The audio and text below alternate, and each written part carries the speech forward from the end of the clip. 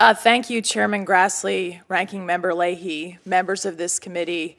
I am so pleased that you're having this hearing today because this is the most urgent public health and safety crisis facing my home state of New Hampshire.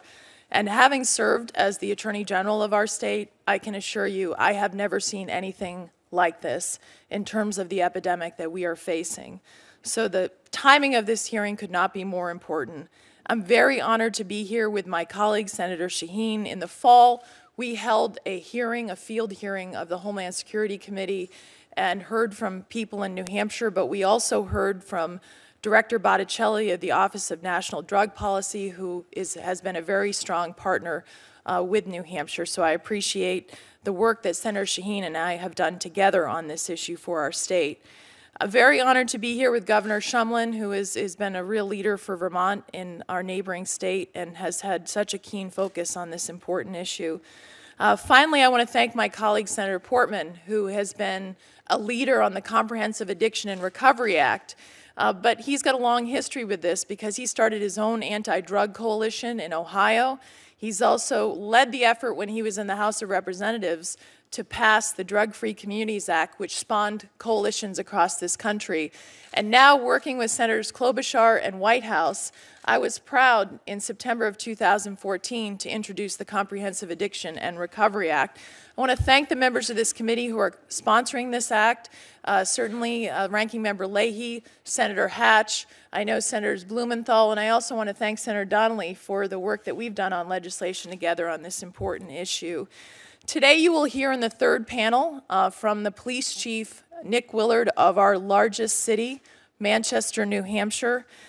He is going to talk to you about the epidemic facing our state, how we can address this together, both law enforcement, working with those in prevention, treatment, and recovery. And I had the privilege of doing a ride-along with the Manchester Police Department.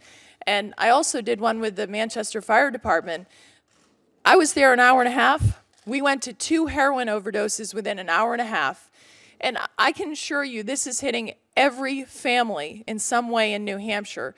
I watched our first responders bring people back to life with Narcan, but for them being there and having this life-saving drug, they would have died. And it's just really struck me how devastating this is, because one of the cases that I went to, there was a baby in a crib in the corner.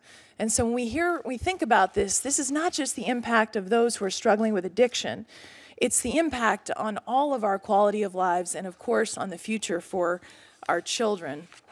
In New Hampshire, in 2014, we had 320 drug overdose deaths. That was a 60% increase from the year before.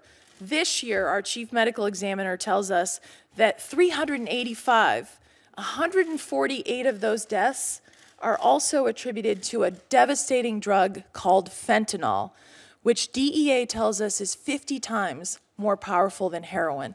And that is an issue I believe needs to be addressed by this committee as well. Solving this crisis requires a holistic approach.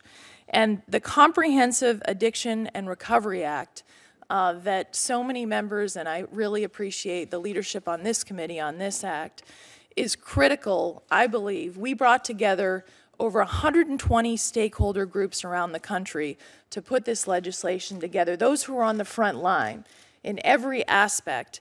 It has the endorsement of the National District of Attorneys Association, the major County Sheriff's Association, the Community Anti-Drug Coalitions of America, and the National Associations of Attorney General. I would note, by the way, my Attorney General from New Hampshire has endorsed it, the Iowa Attorney General has endorsed it, the Vermont Attorney General has endorsed it, and many of the other attorneys of your attorneys generals have said, please pass this legislation. It focuses on a holistic approach, expanding opioid abuse and prevention and education efforts. The chairman is right.